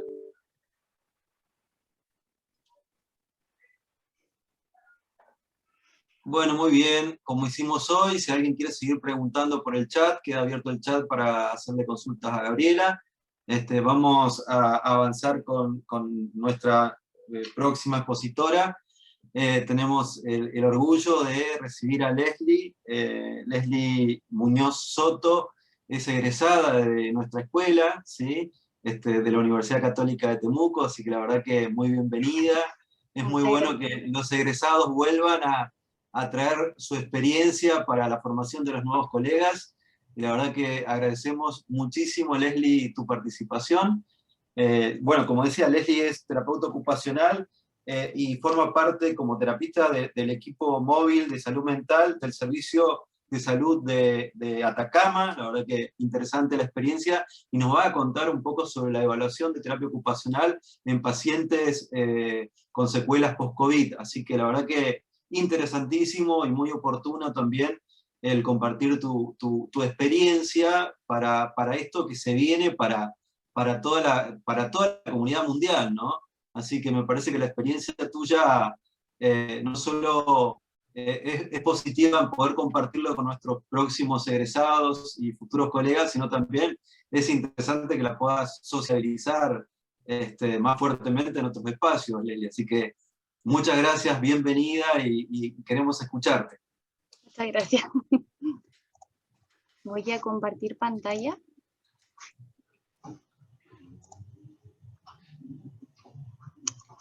¿Se ve? Sí, se ve. Hay que ampliarla nomás, Leslie. A ver. Okay. Ahí se ve muy bien, sí. Ay. No. Bueno, me presento, mi nombre es Leslie Muñoz. La gran mayoría de los chicos que tenemos acá presente me conoce, como bien dijeron. Yo soy egresada hace un año de la Universidad Católica de Temuco, y la verdad para mí es un agrado estar aquí presentando mi primera experiencia laboral. Así que comencemos. Bueno, yo soy terapeuta ocupacional en el equipo móvil de salud mental en contexto COVID en el Servicio de Salud Atacama, específicamente en la comuna de Copiapó, acá en el norte de nuestro país. Bueno, el Servicio de Salud Atacama se le ocurrió una gran idea, en este caso, de poder implementar un equipo de salud mental para poder atender a las patologías o a ciertas necesidades que estaban surgiendo por esta cuarentena, este encierro obligado que estábamos viviendo por el COVID-19. Y resulta de que a la unidad de salud mental se le ocurrió implementar este equipo móvil de salud mental. Este equipo móvil estaba compuesto por un médico general, una psicóloga y una terapeuta ocupacional, que en este caso era yo. Que obviamente también contábamos con un chofer al cual nosotros realizábamos estas visitas domiciliarias. Y teníamos el vehículo, en este caso, 100% disponible a nuestra disponibilidad. Íbamos a las casas de los usuarios. En general, partíamos desde las 8:30 de la mañana hasta las 5 de la tarde aproximadamente atendiendo. Bueno, ¿cuáles eran principalmente las funciones que tenía este equipo móvil? Como lo dije, realizar estas visitas domiciliarias a las casas de los usuarios, y que alguno tuviera alguna problemática de salud mental por la contingencia, ¿ya? Era importante de que a nosotros nos llegaron muchos síntomas y muchas patologías relacionadas con síntomas ansiosos, síntomas depresivos, muchas ideaciones suicidas de adultos, sobrecarga emocional, trastornos obsesivos compulsivos, sobre todo por este tema de no querer contagiarse por el COVID. Ya teníamos muchos usuarios, la gran mayoría mujeres, de que limpiaban 3, 4 veces sus casas para no contagiarse. Maltrato y acoso laboral. Fue súper importante e impactante cómo aquí el teletrabajo afectó mucho a las personas en la salud mental. Y factores obviamente relacionados, obviamente con el tema psicosocial, a la contingencia actual. Importante igual mencionar de que nosotros éramos un equipo de emergencia, entonces nuestras intervenciones no eran a larga data, eran entre corta y mediana data. No pasaban más de 10 controles, eso es importante saberlo. Y atendíamos adultos y adultos mayores. Esa fue la primera estrategia que se creó. Luego se creó otra estrategia que era también el equipo móvil, pero de infanto y infanto juvenil. Entonces, habían 2 tipos de equipos que en este caso íbamos hacia las necesidades de los usuarios. Bueno, más o menos en qué consistía nuestras atenciones. Nosotros realizamos una primera visita en donde iba el equipo completo. Iba el médico, iba la psicóloga y iba yo como terapeuta. Atendíamos en este caso entre 1 hora, 1 hora y media aproximadamente, porque igual hay que tener en consideración que estas personas necesitaban una contención emocional. Entonces no eran 40 minutos, no eran 45 minutos, entonces que uno generalmente es lo típico que te dicen cuando tú sales de la universidad, o lo que uno está como súper estandarizado en las prácticas profesionales o en las preprácticas. Entonces se alargaba mucho más el tiempo y tampoco uno podía cortar al usuario porque te estaba contando algo súper importante. Entonces a veces simplemente ellos querían que tú los escucharas.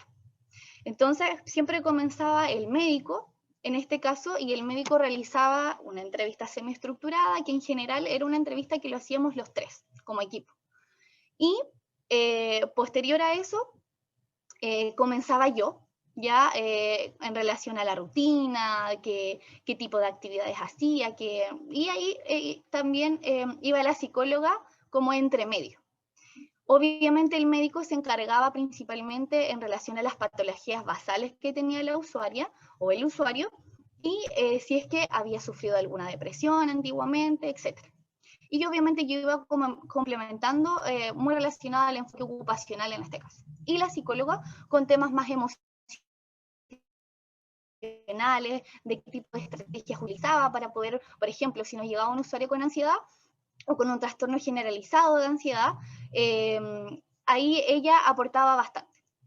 Luego de esta primera visita, esta primera intervención en donde se realizaba el ingreso a salud mental, ¿qué pasaba? Nosotros como equipo teníamos reuniones. Entonces decíamos, no, esta usuaria realmente necesita, antes de un tratamiento farmacológico que se lo daba el médico, primero necesita una atención psicológica. Ok, entonces psicólogo, ¿ya? Entonces, y veíamos realmente cómo nosotros como profesionales podíamos aportar hasta a las intervenciones que necesitaba la usuaria.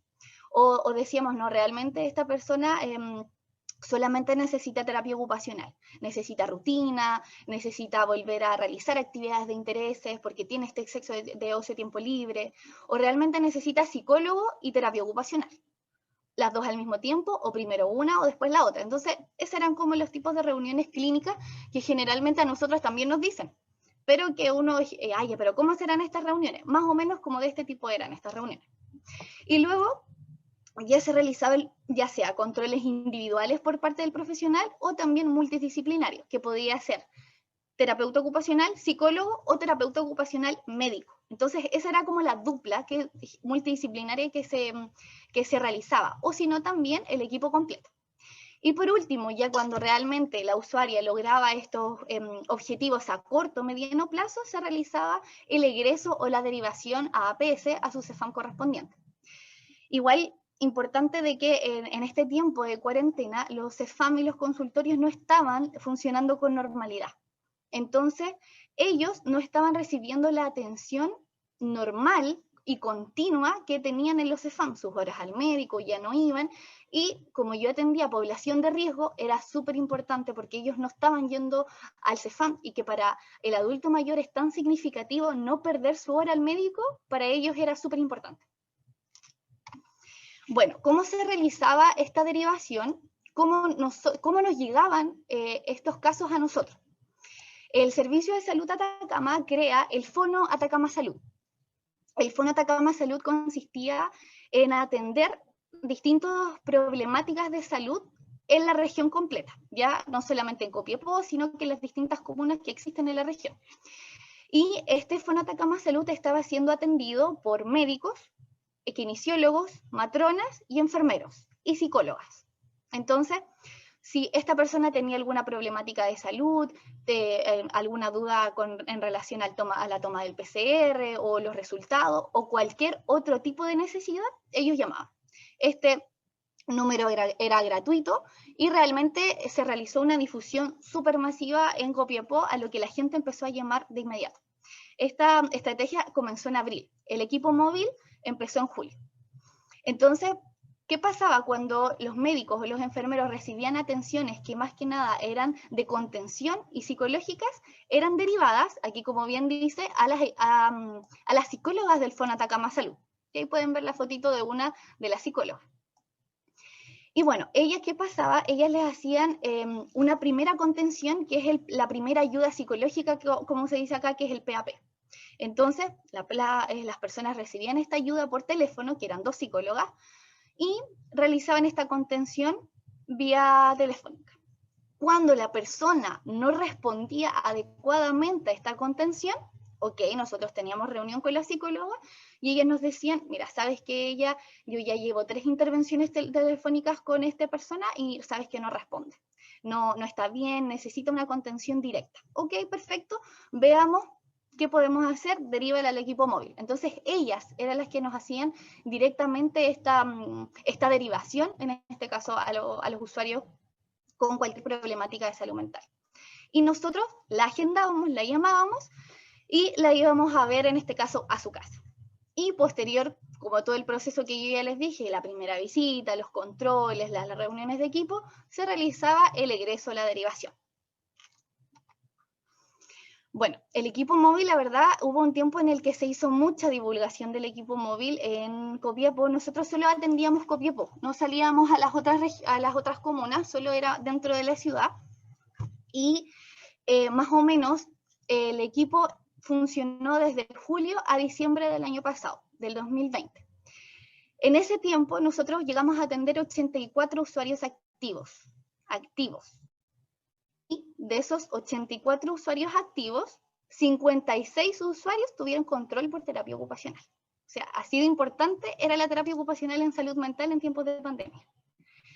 De esas 56, y de los 84 en total, en este caso, se realizaron 612 intervenciones entre el mes de julio y el mes de diciembre. ¿Ya? Aquí obviamente había que considerar los distintos tipos de intervenciones que se realizaban. Ya eran intervenciones médicas, intervenciones psicológicas y intervenciones desde el área de la ocupación. Ya nosotros salimos en el diario, en la radio, porque claro, la gente llamaba y pedía nuestras atenciones, necesito que me venga a ver el equipo móvil de salud mental. Pero no era solamente eso, sino que no era llegar y que nosotros lo fuéramos a ver, tenía que pasar por todo un proceso de filtro, porque si no, nosotros éramos 3 profesionales, no dábamos abasto. Y pasaba exactamente lo mismo con el equipo de infanto, que ellos recibían muchas más atenciones. Bueno, en relación a la intervención, generalmente hay algo que a mí me gustaría nombrar mucho, porque uno como practicante, y yo lo viví muy de cerca y lo están viviendo ustedes, ¿qué pasa cuando uno va a las prácticas profesionales? Uno aplica todas las evaluaciones. Ya que vamos a aplicarle un mini mental al adulto o al adulto mayor, vamos a aplicarle un Bartel, un Lautoni-Brody, un Goldberg, ya lo aplicamos todo. Pero resulta que en la vida de trabajo, en la vida real, cuando tú trabajas con un equipo multidisciplinario, tú te das cuenta de que tú como terapeuta ocupacional no tienes que aplicar todas las evaluaciones. Yo las quería aplicar todas, pero no las tienes que aplicar todas porque estás con el equipo. Entonces ahí tú realmente te das cuenta de qué evaluaciones le competen al profesional. Entonces aquí yo las dividí y claro, el médico general, como yo les decía, aplicaba obviamente una entrevista semiestructurada que al final todos aportábamos en esta entrevista para poder saber información respecto al caso y respecto a lo que a nosotros nos compete. Entonces, él además aplicaba el test Mini-Mental, ¿ya? Entonces, que uno generalmente lo aplica en las prácticas profesionales, pero no, en este caso el médico es el que tiene que aplicar el Mini-Mental. Y además aplicaba la escala de ansiedad y depresión de Goldman. Entonces, ahí uno ve cómo se distribuye el trabajo en equipo. No solo todo lo aplicas tú, sino que lo aplica cada profesional en relación a lo que le compete. Bueno, el médico general, como yo les decía, él se basaba en las patologías basales que tenían los usuarios, ya sea alguna diabetes, alguna hipertensión, y además si es que esta persona tenía alguna depresión anterior, que generalmente nos pasaba mucho porque nos llegaron muchos trastornos con depresión y trastornos ansiosos, y que antiguamente estas personas sufrían de ansiedad o de crisis de pánico o de una depresión que antiguamente tuvieron y que ahora por la cuarentena afloraron. Entonces, era súper impactante como veíamos como estas personas, nosotros llegábamos chiquillos y ellos se ponían a llorar al tiro. Entonces, nosotros quedábamos así como chuta. Entonces, ahí la psicóloga hacía su trabajo de contención emocional, ok, estamos bien, vamos a empezar, se siente bien, entonces había que darle como una pausa al usuario. Y a veces simplemente ni siquiera necesitaban una atención por parte de psicólogo o terapia ocupacional o médico. Solamente quería que tú los escucharas, nada más. Bueno, además el médico preguntaba si es que tomaba algún medicamento y él se encargaba del tratamiento farmacológico, ya dependiendo obviamente el diagnóstico que tuviera el usuario o el posible diagnóstico que tuviera. La psicóloga se encargaba de la contención emocional y de buscar los distintos tipos de estrategias, de cómo ocupar estas estrategias dentro de la rutina. Entonces, ella también realizaba una entrevista semiestructurada que iba obviamente acorde a lo que todos preguntábamos y realizaba la escala Columbia, que es esta escala para poder pesquisar rasgos de un posible intento suicida. Que yo creo que estas son entrevistas, evaluaciones que muchas veces lo aplicamos nosotros y que son súper básicas, pero que te dan indicios súper importantes en relación a lo que está teniendo o lo que está pasando la usuaria. Y bueno, yo como terapeuta ocupacional aplicaba también la entrevista semiestructurada, pero aquí yo en mi entrevista, como yo ya sabía las cosas que el médico y la psicóloga habían preguntado, yo me enfocaba en la rutina. Y efectivamente, allí, cuando yo aplicaba mi entrevista de la rutina, yo veía de que esta usuaria, por ejemplo, a lo que muchas veces nos tocó, fue que tenía este exceso de ocio y tiempo libre. No, ¿sabe qué, señorita? Yo no sé qué hacer, me aburro. Pasaba mucho con los adultos mayores, que tenían su componente volitivo súper disminuido. Ellos ya no querían hacer nada, ya no iban a los talleres de adultos mayores que frecuentaban. Entonces ya no iban, por ejemplo, al más adulto mayor autovaliente, que para ellos era súper significativo. Ya no realizaban estimulación cognitiva, no realizaban los ejercicios, ya no se juntaban con sus amigas a tomar el té, o simplemente ya no podían ir a comprar el pan de la esquina. Nada más. Tan significativo como eso, para ellos era súper importante. Entonces, ahí se veía el tema de la rutina. Pasaba también, por ejemplo, con el teletrabajo, que ahí la rutina era súper desorganizada, que estaban con los hijos en la casa, estaban con el marido en la casa, lo que implicaba igual algo súper impactante para ellas, porque ellas estaban acostumbradas a que el marido estuviera trabajando, pero ahora estaba en la casa. Entonces, era chuta, me está invadiendo mi espacio. Entonces, igual era súper importante eso. Aplicaba un Bartel, ya en relación a la independencia de actividades de la vida diaria básica, o también el Lawton y Brody en relación a las actividades de la vida diaria instrumental. Y muchas veces nos tocó también ver usuarios que tenían esta sobrecarga del cuidador, porque cuidaban adultos mayores, y más ahora que no podían salir, entonces tenían que estar ahí. ¿Por qué? ¿Qué pasaba si ellos salían? Eran posible contagio para el adulto mayor. Entonces ya no tenían como este desligamiento que era necesario para las personas que son cuidadoras. Entonces, ellos sí tenían una sobrecarga súper importante. Bueno, los modelos principalmente que ocupaba yo como terapeuta ocupacional, el modelo de ocupación humana. Principalmente, ¿por qué?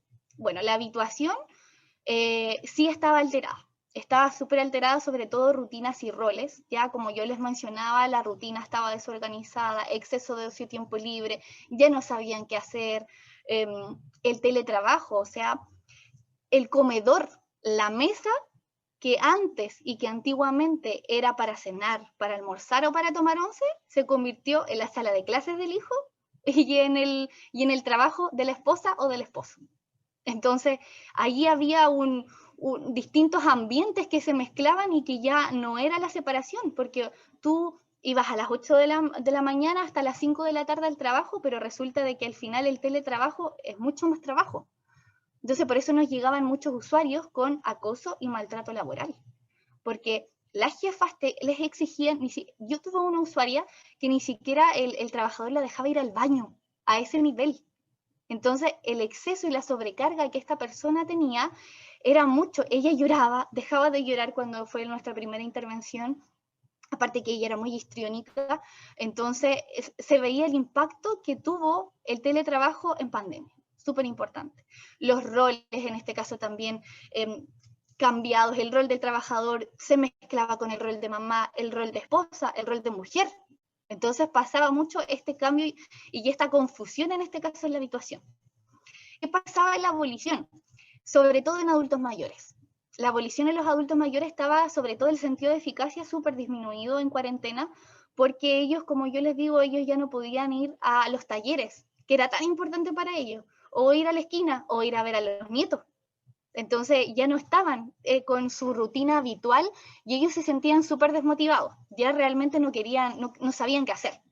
Y bueno, la capacidad de desempeño sobre todo en vivir nuevas experiencias por el COVID, ya porque ellos decían, no, es que ya no sé qué hacer, ya no se me ocurre qué hacer, pero resulta que ahí estaba en este caso la intervención de terapia ocupacional, de experimentar nuevas ocupaciones en la casa. Pero a ver, ¿qué hacía usted antes? Le preguntaba yo. No, mijita, yo hacía muchas cosas antes. Yo iba a tejer, por ejemplo, con mis amigas. Ya, pero ¿por qué no lo puede hacer en la casa? Oh, sí, tiene razón. Ya, ¿qué podemos hacer? ¿Tiene crochet? ¿Tiene palillos? ¿Tiene lana? ¿Cómo nos podemos conseguir? No, es que yo extraño mucho a mis nietos. Ya, pero podemos hacer videollamadas con los nietos. Entonces, ahí iba como tú ibas negociando también con el usuario de poder llegar a un acuerdo y que fuera significativo para él. Y en este caso, como equipo completo, nosotros ocupábamos mucho el modelo cognitivo-conductual, porque estaba relacionado a los calendarios de rutina que yo como terapeuta ocupacional utilizaba. ¿Ya? Entonces, de que tiene que cumplir, por ejemplo, a ciertas horas, si el médico le entregaba ciertos fármacos, ok, entonces ahí era un trabajo en conjunto con el médico, en donde se realizaba un calendario de rutina y se decía ya, tiene que tomarse, por ejemplo, la sertralina o la quetiapina a tal hora, y tiene que cumplirlo.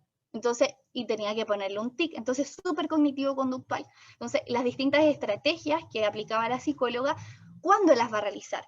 ¿Cuándo se siente más ansioso? ¿Cuándo se siente menos ansioso? ¿Qué tipo de estrategias va a ocupar? ¿En la noche, en el día, en la mañana? Dependiendo. Entonces, dentro de las acciones que yo realicé, como en este caso dentro del equipo, fue mucha estructuración de rutina.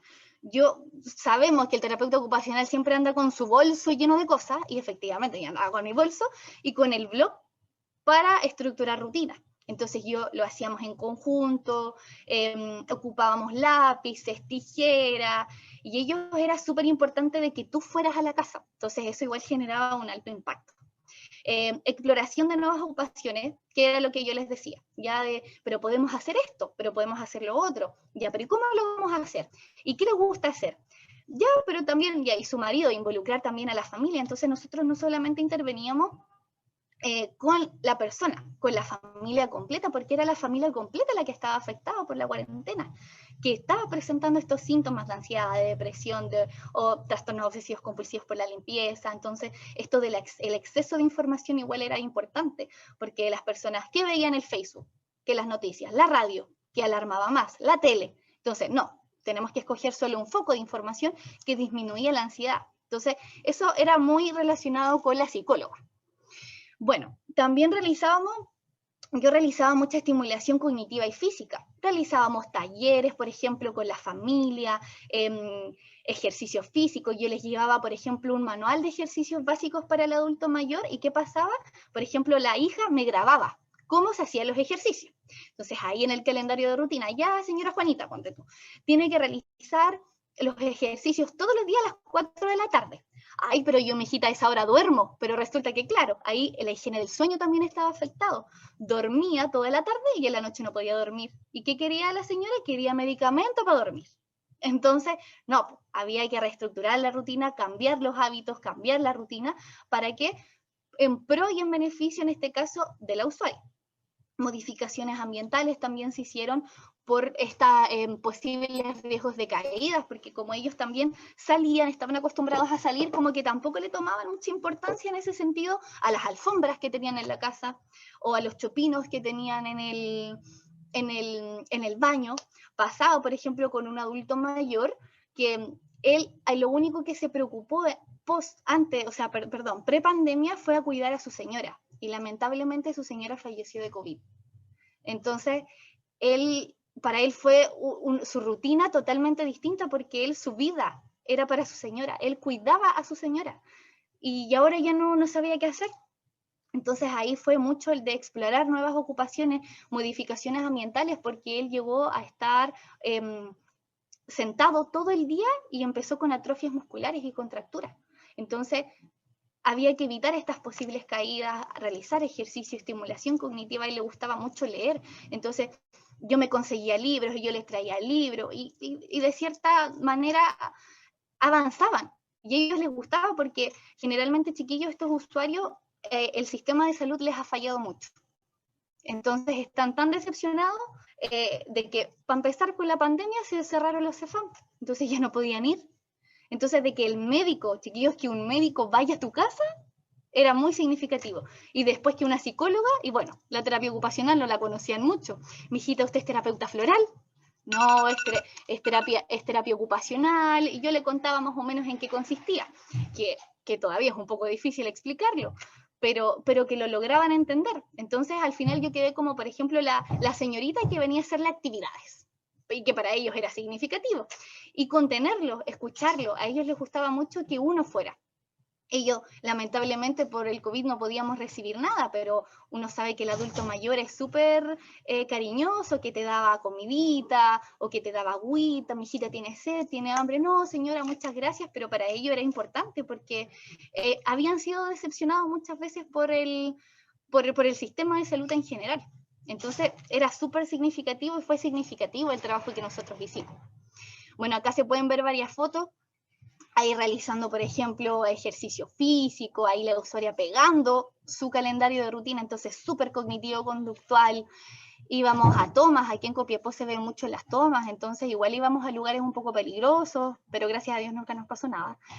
Y ellos súper motivados en realidad con participar, porque era importante y significativo que uno fuera, entonces ellos cooperaban mucho. Lamentablemente, como para Chile, en este caso, la salud mental nunca ha sido una prioridad, a nosotros como equipo nos cortaron. Entonces, por eso que en mis estadísticas son de julio a diciembre. A nosotros no nos siguieron financiando, y lamentablemente solamente siguió, menos mal, siguió solamente el Fondo Atacama Salud. Pero la gente nos pedía, la gente llamaba y decía, pero yo quiero que me vengan a ver, yo sabía que había un equipo. No, señora, sabe que ya no existe, ya no podemos ir. Entonces ahí se ve que realmente las necesidades en pandemia y en salud mental siempre han sido importantes, pero no le toman la gran importancia que debería darse en estos momentos. O sea, mucha gente necesita esta contención, mucha gente necesita generar nuevas ocupaciones en pandemia, mucha gente necesita estructurar su rutina. Son muchas cosas que se podrían hacer por la salud mental. Gracias. Muchas gracias, Leslie, por transmitirnos toda tu pasión en este proyecto, que lamentablemente a veces el Estado no tiene en cuenta las necesidades de las personas y los desactiva, ¿no? Pero la verdad que muy generoso de tu parte poder compartir esto, porque me parece que nos alimenta y nos permite ver que es posible y es real la necesidad que tienen los usuarios de la terapia ocupacional, ¿no? Sobre todo en este momento. Bueno, abrimos a preguntas.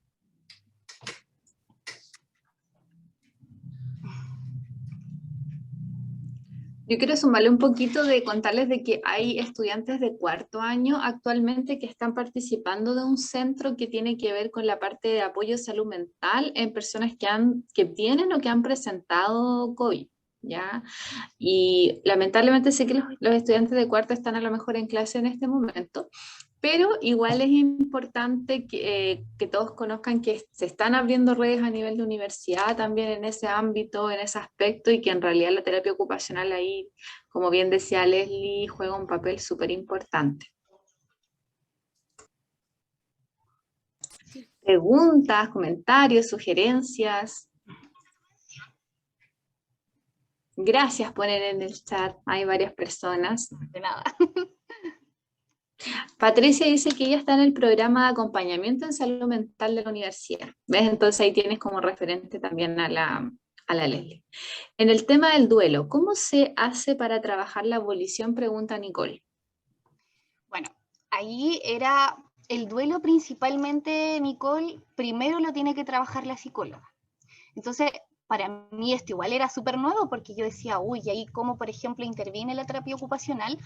Pero al final, a medida que uno va conociendo de las distintas acciones que hace el otro profesional, primero el psicólogo, y luego cuando esté un poco más estable y un poco en esto como de la aceptación, por ejemplo, lo que pasaba con mi usuario que se le falleció su esposa, trabajó mucho con la psicóloga. Y luego empecé yo en relación a los intereses. Por ejemplo, él me decía de que le gustaba mucho leer y yo le preguntaba a ella, ¿pero por qué le gusta leer? No, me dijo, es que yo fui profesor de inglés y también de lenguaje. Ya, ok. ¿Y qué más hacía? Bueno, y para él el leer era significativo porque él le leía a su esposa.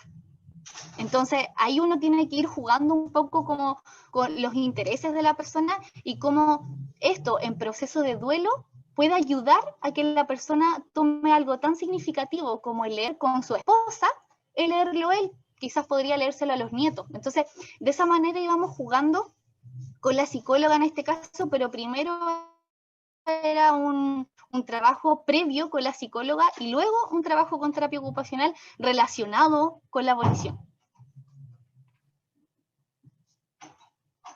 ¿Otra pregunta que quieren hacerle a la colega?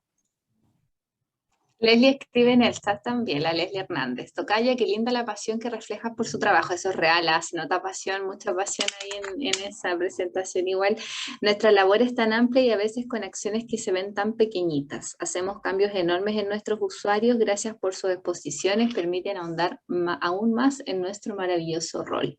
Qué lindo, Leslie Hernández. Sí.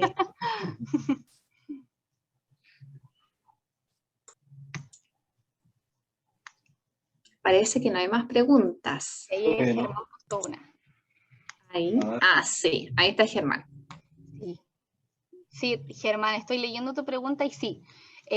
La verdad para mí fue súper impactante como cuando yo llegué acá al norte, porque se valida mucho la terapia ocupacional, porque aquí, por ejemplo, en Copiapó o en Arica, no hay terapeutas ocupacionales, así que chiquillos, aquí hay pega. Y lo otro es que sí, validan mucho la terapia ocupacional. De hecho, ellos me decían, no, realmente no necesita psicólogo y tampoco médico, Leslie, creo que ahí tú tienes que trabajar. Y ellos veían los avances que mis usuarios tenían y que ellos se comprometían con su calendario de rutina.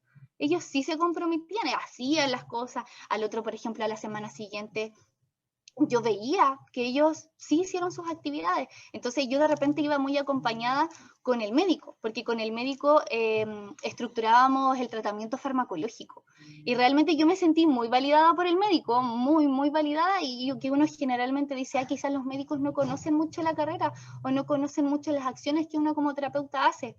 Pero sí, realmente sí, y de hecho con el médico nosotros somos súper amigos, y él me dice, yo he aprendido mucho de ti, y de hecho él atiende particular y él de repente toma como estrategias mías y se las dice a sus usuarios, que dice, no, sabe que podría hacer cosas que a usted que le gustan, ¿por qué no hace un calendario de rutina?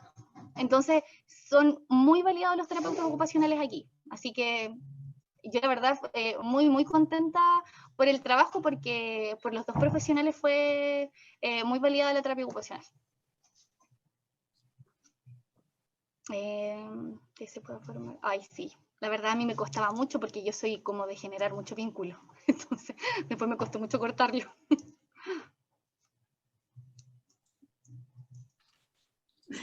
Bien, agradecerles entonces, ¿cierto?, a las tres expositoras, a Gaby, a Adriana, a Leslie.